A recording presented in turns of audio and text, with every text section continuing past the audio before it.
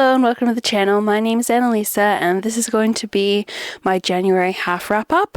We'll start with the physical book that I read, which is Waken Beauty, which slots nicely into the short stack readathon as it is a picture book. And this is a retelling of a couple of stories actually. It's the Sleeping Beauty story, the Firebird story from Russian folklore, which is one of my favorite stories, by the way. And also one other story that I can't remember which one. And so what this story does is shows how people can be the main character of their own story, but also side character in other people's stories. It is also all about reworking stories that used to be more moralizing stories or putting down certain people group stories and changing them into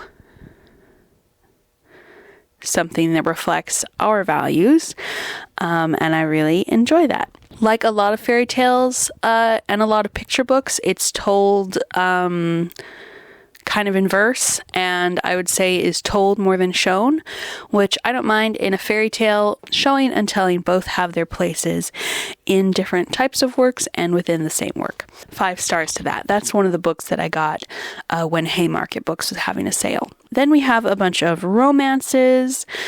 Red String Theory got recommended to me a few years ago, I think. It is about 2 Chinese American people falling in love, one of whom is an artist who is the daughter of an artist. And I really like that dynamic that she has with her mom. Her mom is very much still a part of her life. The dynamics with her mom and her talking to her mom about how being part of her mom's art when she was a baby really affected her and continues to affect her to this day. And also the rest of not wanting to use her mom and feel like she only got to have attention as an artist because of nepotism, which I'm sorry, but that is how most artists get attention, either by nepotism or luck. So if you have it, use it, in my opinion. Everything that was about her dynamics with her mom and then evolving relationship and stuff like that, I really enjoyed.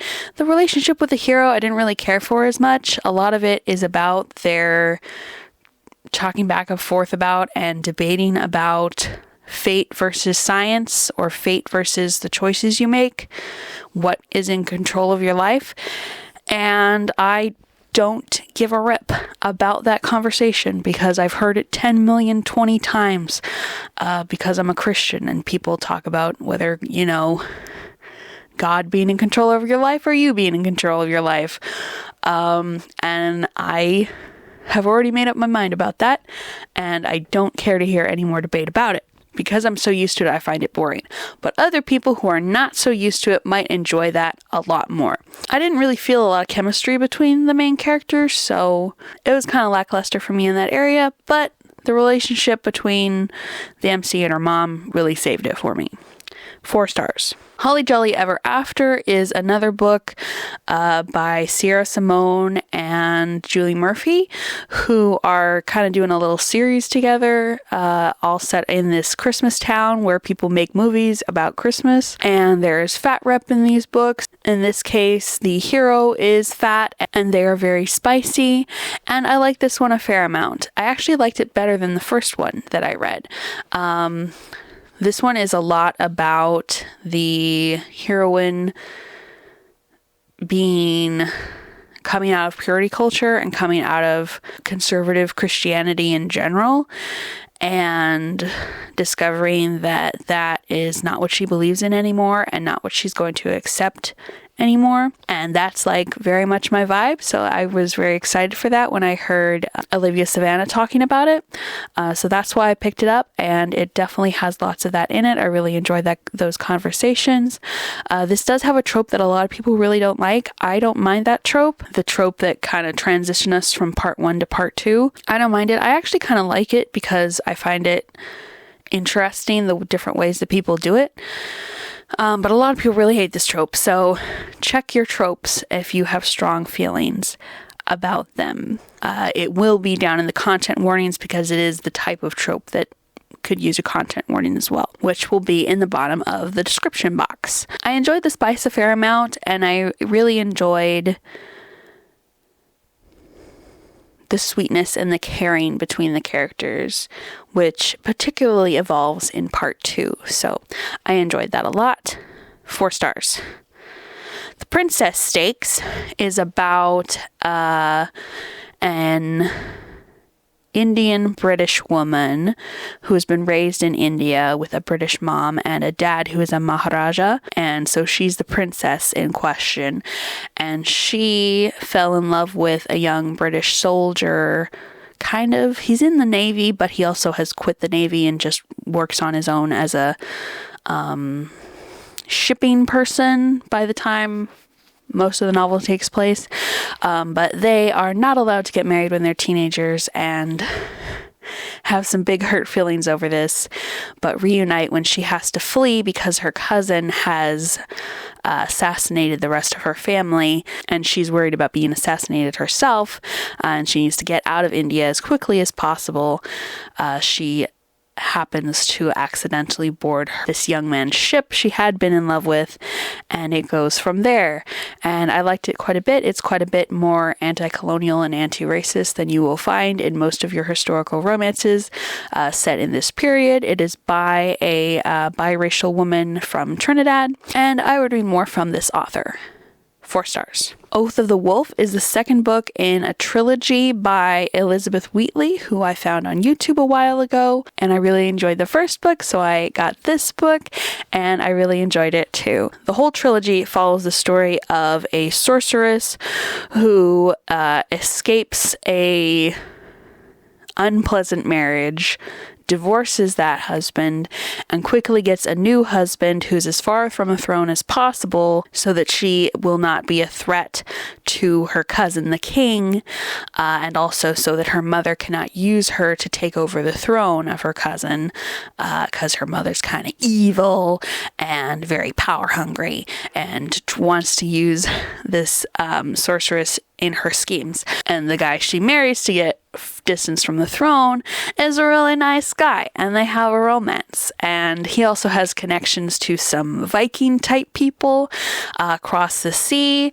and so those connections come into play a lot in this second book, and it's very interesting and fun. I really like how sweet they are together. Really nice people just trying to make the best of an arranged or marriage of convenience is like my second favorite trope ever.